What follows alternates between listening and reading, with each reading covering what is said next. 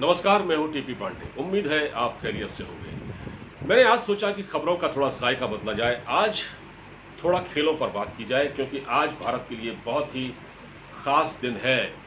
21 साल बाद जो भारत को मिलने वाले पदक है वेट लिफ्टिंग में, उनका सूखा खत्म हुआ है। सन 2000 में सिडनी में कर्णम मल्लेश्वरी ने एक कांस्य पदक दिलाया था, और आज मीराबाई चानू ने इस सूखे को खत्म किया और उन्होंने सिल्वर मेडल भारत को दिलाया। बहुत बड़ी बात है भारत के लिए, तो मैंने सोचा आज इस पर बात की जाए। मीराबाई चानू मणिपुर से आती हैं। मणिपुर की राजधानी इम्फाल के नोंगपोंग काकचिन में एक इलाका है, वहाँ ये रहती हैं। और कहते हैं ना कि पूत के पांव पालने में दिखाई देने लगती है। इनकी प्रतिभा को बचपन से ही पहचान लिया गया। जब ये 12 साल की थीं तो लोग बताते हैं कि क्योंकि ये आदिवासी इलाका है, गरीब इलाका है, लोग लकड़ी जला के खाना बनाते हैं, तो वहाँ पर ये लकड़ियाँ बीन के लाया करती थी। जंगल से लकड़ी का बहुत बड़ा एक बंडल लेकर, भारी भरकम बंडल लेकर 12 साल की उम्र में ये घर लाती थी लकड़ियाँ काट के। हालांकि इनके जो बड़े भाई साथ में हुआ करते थे, लेकिन वो इतना वजन नहीं उठा पाते थे जितना ये उठा लेते थे। इससे एक बात और साफ हो गई है, जो लोग ये कहते हैं कि भारतीय महिलाएं वजन नहीं उठा सकती ज़्यादा, ये बात बेकार है। मतलब इसमें कोई दम नहीं है, और इस बात को मीराबाई चानू ने साबित कर दिया है। मीराबाई चानू की जो कामयाबी है, उसका सफ़र बहुत बहुत ही ब्राइट है, और मैं इनका जो करियर है वो भी बहुत ब्राइट है। इनकी कामयाबी का सफ़र काफ़ी आगे तक जाता है। ये रियो ओलंपिक में कामयाब नहीं रही मेडल जीतने में, लेकिन इन्होंने इसके बाद ताशकंद में जो एशियन गेम्स हुए थे, एशियन गेम्स नहीं, एशियन चैंपियनशिप हुई थी वेट लिफ्टिंग की, वहाँ इन्होंने 207 किलो वजन उठाया था और ये चैंपियन बन गई थी। तहलका मचा दिया था इन्होंने। इसके बाद इन्होंने पीछे मुड़कर नहीं देखा। फिर ये ग्लासगो में जो कॉमनवेल्थ गेम हुए थे 2014 में, वहाँ इन्होंने 48 किलो वजन उठाकर 48 किलोग्राम भार वर्ग में इन्होंने सिल्वर मेडल हासिल किया था। इसके बाद 2017 में एक बहुत ही बड़ी सफलता इन्होंने हासिल की। अमेरिका के अनेहम में वेट लिफ्टिंग चैंपियनशिप में इन्होंने गोल्ड मेडल जीता था, और वहीं से इन पर निगाहें थी भारत के खेल अधिकारियों की कि ये इनमें बहुत पोटेंशियल है और ये टोक्यो में पदक जीत सकती हैं, जिनका सपना इन्होंने साकार किया।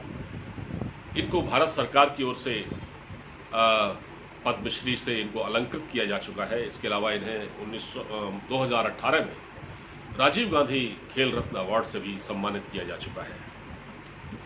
टोक्यो ओलंपिक बहुत खास है भारत के लिए। वैसे टोक्यो ओलंपिक में एक बात मैं बता दूं, थोड़ा सा और जानकारी आपको दूं कि इस बार वहां दर्शक कोई स्पर्धा नहीं देख पा रहे। जून में एक फैसला हुआ था जापान सरकार की ओर से, सोचा गया था कि कुछ नियम और शर्तों के साथ दर्शकों को जहां पर खेल प्रतियोगिताएं हो रही है उन प्रांगणों में एंट्री दी जाए, लेकिन फिर बाद में ये देखा गया कि हेल्थ इमरजेंसी लगा दी गई, क्योंकि कोविड के जो केस थे वो लगातार बढ़ रहे थे। इसके बाद ये फैसला किया गया कि दर्शक इन प्रतियोगिताओं को नहीं देख पाएंगे।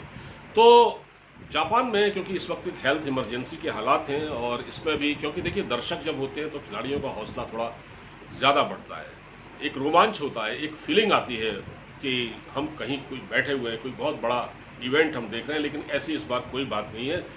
ये कहने का मतलब है कि एक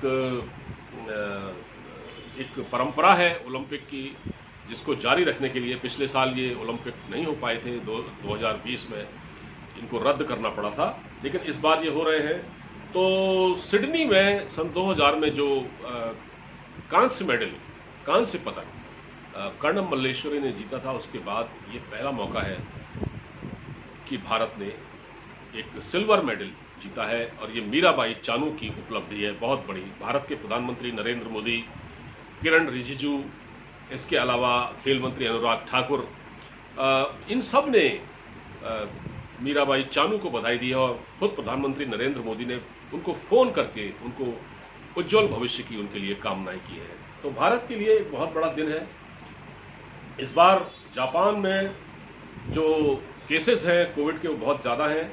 1108 28 नए केसेस वहाँ दर्ज हुए हैं। जापान की जो राष्ट्रीय प्रसारण सेवा है NHK, उसके मुताबिक ये जानकारी दी गई है। 200 देशों के 11,000 खिलाड़ी इसमें हिस्सा ले रहे हैं। 33 प्रतिस्पर्धाएं हैं और 8 अगस्त तक ये चलेगा। और इसमें वायरस विरोधी जो उपाय हैं वो सारे किए गए हैं। जापान के जो सम्राट हैं नारुहितो ने इन खेलों का उद्घाटन किया था। ये थोड़ी सी जानकारी मैंने आपको दे दी है। लेकिन मीराबाई चानू के प्रदर्शन को अगर आप सामने रखते हैं तो आप पाते हैं कि भारतीय खिलाड़ियों में बहुत पोटेंशियल है। लेकिन क्या हम सिर्फ रजत पदक लेकर ही तसल्ली कर सकते हैं? ये एक ऐसा माइंडसेट है जो हमको आगे नहीं बढ़ने दे रहा।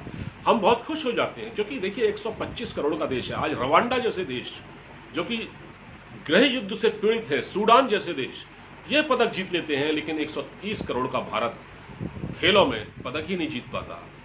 तो इसकी क्या वजह है और क्या हम इसी माइंडसेट के साथ जीते रहेंगे कि साहब एक पदक जीत लिया और हम बहुत खुश हो गए? देखिए, मैं मीराबाई चानू की उपलब्धि को कमतर नहीं आंक रहा हूं, यहां ये मेरा कहने का मतलब नहीं है। लेकिन मैं एक बात आपसे कहने जा रहा हूं, उसको समझिए। वो ये है कि भारत को इसको एक बड़े परिप्रेक्ष्य में इस खेलों को देखने की जरूरत है। अगर आप देखिए, चाइना एक ऐसा देश है जिसको एक वक्त था जबकि उसको ओलंपिक में मेडल ही नहीं मिलते थे, और आज चाइना दूसरे या तीसरे नंबर पर आता है और बहुत तरक्की की है चाइना ने खेलों के मामले में। हमने बचपन से वो चीज़ें ही नहीं की। देखिए, ये चीज़ें ग्रास रूट लेवल से होती है। बच्चों को बचपन से ही इतना मजबूत बना दिया जाता है इन देशों में कि आगे चलकर उन्हें कोई दिक्कत नहीं आती है। हमारे यहाँ जब बच्चा हाई स्कूल इंटर पास करता है, उसके बाद वो सोचता है कि चलो थोड़ा खेलों में भी हिस्सा ले लिया जाए। इस तरह से हमारे यहाँ कोई खेलों की संस्कृति आगे नहीं बढ़ेगी। और दूसरी चीज़ ये भी है कि हमारे वहाँ एक कहावत है ना कि खेलोगे कूदोगे तो बनोगे, पढ़ोगे लिखोगे तो बनोगे नवाब, और खेलोगे कूदोगे तो होगे खराब। ये जो कहावत है ना, ये भी कहीं ना कहीं ये माइंडसेट है जो हमारे खिलाड़ियों को, हमारे बच्चों को आगे नहीं बढ़ने देता है। तो भारत में ये है, सबसे बड़ी बात यह है कि एक माइंडसेट है जिसको चेंज करने की ज़रूरत है। खिलाड़ियों को पर्याप्त सुविधाएं दी जानी चाहिए। अगर आप खिलाड़ियों को बचपन से प्रतिभाओं को नहीं तराशेंगे तो आप तरक्की नहीं कर सकते। मीराबाई चानू के बारे में मैं एक चीज़ और आपसे कहना चाहूँगा। वो ये कहूँगा कि देखिए, जो इंडिविजुअल स्किल के जो गेम होते हैं ना, ये मेरी व्यक्तिगत राय है इस मामले में, कि जो इंडिविजुअल स्किल के गेम हैं, जिसमें शूटिंग है, जिसमें आर्चरी है, तीरंदाजी, जिसमें कुश्ती है, जिसमें भारोत्तोलन है, वेट लिफ्टिंग है, इन खेलों को ज़्यादा से ज़्यादा प्रमोट करना चाहिए।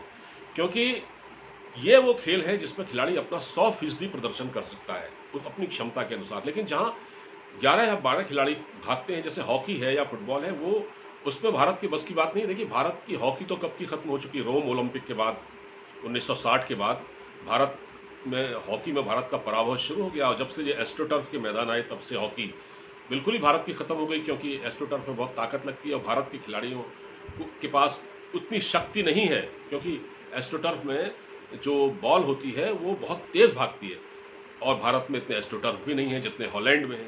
तो बचपन से ही खिलाड़ियों को जब आप एस्ट्रोटर्फ में प्रैक्टिस कराएंगे तब वो आगे चल के उसमें खेलने में आदी होंगे, उसमें उनकी आदत पड़ेगी। लेकिन हम तो जब डिस्ट्रिक्ट लेवल का लड़का खेल लेता है, डिस्ट्रिक्ट लेवल तक खेल लेता है, यूनिवर्सिटी खेल लेता है, इसके बाद वो किसी स्टेट को रिप्रेजेंट करता है या वो नेशनल गेम में जाता है, तब उसको कहीं ना कहीं एस्ट्रोटर्फ मिलता है। तो ऐसे काम नहीं चलता। तो भारत को चाहिए कि जो इंडिविजुअल स्किल वाले गेम होते हैं, इनमें ज़्यादा से ज़्यादा इनको ताकत लगानी चाहिए। और एक अच्छी बात है, प्रधानमंत्री ने बधाई दी है, लेकिन हमको क्या इतने में ही संतुष्ट हो जाना चाहिए? मुझे याद आता है, एक सेड्रिक डिसूजा थे भारत के कोच हॉकी में। एम्स्टर्डम में चैंपियंस ट्रॉफी चल रही थी और भारत पाकिस्तान से 2-1 से हार गया था। बहुत माइनर जीत थी पाकिस्तान की, लेकिन उन्होंने जब वो यहाँ आए तो उन्होंने कहा, देखिए, हम पाकिस्तान से सिर्फ 1 गोल से हारे हैं। हार और जीत तो एक ही गोल के अंतर से होती है। हमको अपना ही माइंडसेट चेंज करना पड़ेगा कि देखिए, हमने पदक जीत लिया, हम इसी में खुश हो जाते हैं कि देखिए 130 करोड़ के देश ने एक पदक जीत लिया। इससे काम नहीं चलता। मीराबाई चानू की उपलब्धि बेशक बहुत बड़ी है, लेकिन खेलों के क्षेत्र में भारत को बहुत काम करने की जरूरत है। अपने खेल बजट को बढ़ाना पड़ेगा। जो भारतीय खेल प्राधिकरण हैं, जो वो उनके लोग जाएं और आदिवासी इलाकों में प्रतिभाओं को तलाशें। जैसे सुंदरगढ़ है उड़ीसा में, जैसे झारखंड में गुमला है डिस्ट्रिक्ट, ये जो आदिवासी इलाके, यहाँ टैलेंट भरा पड़ा है। इनको पहचान कर उनको सामने लाने की कोशिश करनी चाहिए। प्रॉपर स्किल प्रॉपर उनकी ट्रेनिंग करनी चाहिए, उनको आगे बढ़ाने की ज़रूरत है और प्रतिभाओं को बचपन से पहचानने की ज़रूरत है, जैसा कि चाइना में होता है। तब हम खेलों में अपनी छाप छोड़ सकते हैं, वरना ये एक पदक मिल जाएगा और हम खुश होते रहेंगे। हम इस माइंडसेट को हमें चेंज करना पड़ेगा। आपको वीडियो कैसा लगा? आप इसको ज़्यादा से ज़्यादा शेयर कीजिएगा। आप मुझे इजाज़त दीजिए। अपना पूरा ख्याल रखिए। नमस्कार।